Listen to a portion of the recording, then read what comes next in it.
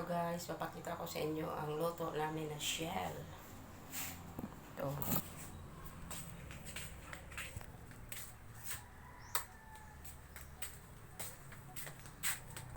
Ito.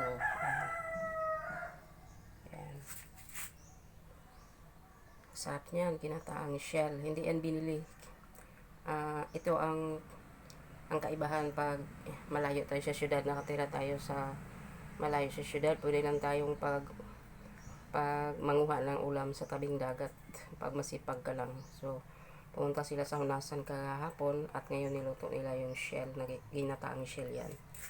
Saka dito isda din yan, hiningi lang din yan kasi ang bahay namin, ang bahay ng kapatid ko is nandito malapit sa dagat, kaya ayan, libreng ulam na. Saka ngayon medyo season ng mangga sa amin ngayon, kaya yan, maraming mangga. Magsawa ka sa kakakain ng mangga araw-araw dito. Yan. Yan. Yan ang kaibahan pag nasa tayo nakatira, no? Sa simpleng pamumuhay na nakatira sa bundok. Hindi naman bundok. Parang baryo ito eh.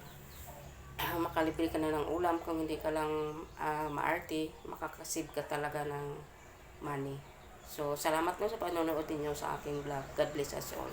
And don't forget to press the bell button para madagdagan na rin yung subscriber ko. Actually, hindi pa ako monetize. Nasa 162 follower pa ako.